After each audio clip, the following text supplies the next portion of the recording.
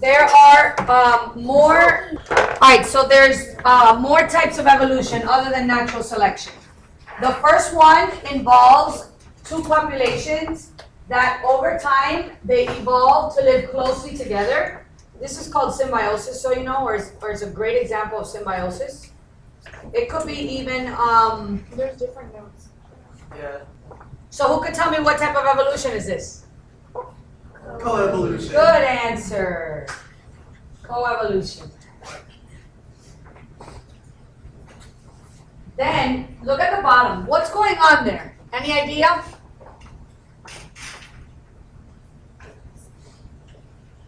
What kind of evolution is this? It's like man facilitated. Man facilitated. That's an interesting version. Why? What are we doing? Because we've chosen the best traits. We've chosen. Good. We artificially select what's going to be genetically popular. Okay? And here, dogs is a great example, or animals in general, and also crops. It's a big, big topic in environmental science. Genetically modifying food in order to meet the needs of the population and to make money. So, and look at these dogs. I have to really update these notes because nowadays those are not the type of dogs that people are breeding. You know, now we have Dorkies and Maltipoos and, you know, mixed breed, which used to be called mutts by the popular choice of artificial selection. This dog right here, anybody know what it is? Chow chow. The Chow Chow. Little by little, that dog has been artificially selected to be non-existent because there was a big significant of time where genetically, I guess, they triggered some kind of emotion and would attack their owners. Your friend has one?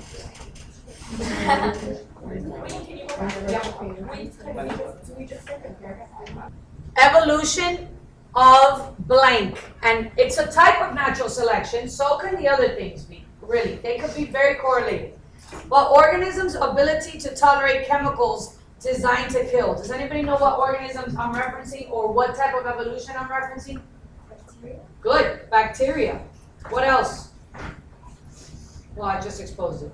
And pests. They are being exposed to antibacterial products or antibiotics or pesticides and somehow evolve what? What do they evolve to be? Immune, good, or resistant. They figure out a way to survive the chemical, then they reproduce organisms that have that resistance, and eventually you have a type of bacteria or type of pest that no longer is affected by the chemical that once killed it. That's called evolution of resistance. So keep in mind that in terms of food production, it's not just about crops, it's also about meat or protein. So production has increased, they're using that word again, fourfold from 1961. So in the past, 50 years, as everything is happening, population growth or whatever. So fastest growing food production currently is aquaculture. And we know this. What's related to that? Fish farms, okay? And there's a picture of some fish farms and some graphs to show you the increase. And animal feedlots, what is that? Let's go over that really quickly. What's an animal feedlot? So when you think of animal feedlots, think of like kind of organisms being crammed together. And even though there's advantages to it in terms of production of food, try to always associate the correlation between density of a population and disease spreading, because that's what's happening. And aquacultures, obviously you're going to get high yields and they're very efficient, but the same thing is going to happen, and we talked about it. Let's review what happens in fish farms that are negative. Loss of diversity, okay? You're reducing genetic diversity. Well, that's what led to us wanting to do fish farms. Disrupts the way that fish travel. Migration patterns are affected. What else? Disease spread and waste becoming excessive in a specific area, because these fish are producing waste and it's in one area it's excessive.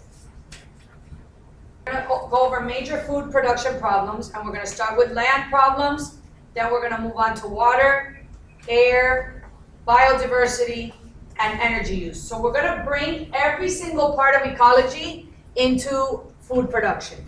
So land problems. Let's try to stick with the basics. What do you think that image is representing? Loss of what? If we're talking about problems associated with food production, what can happen to the land that would be a big problem? Overgraze, which means you're going to lead to loss of arable land. Overgrazing leads to this, okay? So the problem is you lose arable land. What does that mean? Land that can be used to farm, okay? This is caused by, like you said, overgrazing is here, I'm sure, somewhere. Poor farming techniques are issue with the climate and heavy irrigation, which is linked to poor farming techniques. So honestly, you could kind of put those together. So because of poor farming, climate change, heavy irrigation, overgrazing, all these problems I'm going to talk about results, okay? And this is a picture of loss of arable land by percentage. And you can see where the big problems are, which is in the purple area. And we are not doing bad, but we still have a significant amount of loss. So number 2 is land degradation. And they're very, very similar. I separated them because you're degrading the land, which means it could replenish, and arable land can too, but I want you to be familiar with both of those words. And remember, desertification, what's that? Good. A good land, like land that used to be a grassland, turns into a desert. And when this happened, the majority of the time, the land can no longer support an ecosystem. So another problem, anybody know what that picture is showing you right there in the top left? That's like farm. Look closely. Waterline. Salt. Good job. Salinization. Remember that there's always a significant amount of salt. Not significant. There is salt in fresh water. It's not enough to call salt water, but it's there. So when you excessively irrigate and water evaporates, the salt stays behind. That's called salinization. Waterlogging, it basically increases the water table if not drained, and the same thing is going to happen. Salt will accumulate or may accumulate. All right, so soil erosion. And I'm going to spend some time on this one because we haven't really talked about soil, and I want to talk about soil being good and the problems with erosion. This happens naturally, and that's definitely something you have to consider because wind and water lead to erosion. So obviously there's always going to be a chance of natural erosion. But because of overpopulation, excessive farming, urbanization, this is happening more and more often, and it's pretty much irreversible. So by definition, anytime land is blown away or degraded in some way by weather, okay, being precipitation and temperature, not really, but wind, then it's going to erode faster. And of course, like I mentioned, farming, because of excessive irrigation, you're making the soil, you're loosening the soil, or excessive plowing, or excessive uprooting of leftover crops. All of these loosen the soil, and then wind will carry it away. And then you just lost the top layer, which is the critical component of nutrients for crops. This soil description is something you have to know. You have to know about O horizon being the top, and O horizon is linked to leaf litter, right here. A horizon is the top soil, which is, these two obviously are the best part of soil. So O and A. That's like our hummus. And I have another slide that has a little bit more. Yes, not hummus, the one you eat. Humus. Yeah, humus, which is full of nutrients, really. So horizon B, which is subsoil, is more like rocks, and horizon C is parent material. And I have another slide right here, which is the same thing I just said, but more descriptive. O, surface litter, and the description. You're going to have decomposed. We know that surface litter is going to lead to decomposition because that's organic matter. So you're gonna have a lot of rich nutrients. A horizon or A is topsoil. You're gonna have organic matter, you can put it there. And you're also gonna have leaching, okay? Which we're gonna become familiar with. This is where you're gonna have the water cycle coming into play with nutrients. So they're kind of infiltrating, water infiltrates, but it takes everything with it because it's a universal solvent. So it's leaching through the soil. B is your subsoil, and it's large rocks. And then you have bedrock at the bottom. And that picture kind of helps you see everything that's going on. You've got your leaf litter on the top, nutrients, and obviously you're gonna add that there's water in the soil, in case you don't know, and there's organisms in the soil, yes? Microorganisms, and snails and worms. You have to be familiar with all that. So, problems with water. Obviously, we waste it because irrigation systems are not great, and I'm gonna have a solutions section, I promise, so it's not all bad. It's okay. Aquifer depletion, we tap into the aquifers and then we deplete them, and you know that affects the water table, so it's something to consider. We increase runoff, why? More construction into. Okay, but if we're dealing with like food production problems, If we're using more water, then more. over irrigating, there you go, good. And also we clear the land, so we clear the land to grow crops. Pollution, obviously from pesticides, fertilizers, they're gonna infiltrate, percolate, runoff, whatever. Remember, it doesn't have to happen in that order. Runoff can be surface runoff. So whatever you add to the surface, if water's pushed out, it could end up in a body of water. And we know that can lead to algae bloom because what's in fertilizer? Phosphates. We increase the use of fossil fuels. That's here, yeah, no. Increase fossil fuels, let me write that. Why do we increase fossil fuels?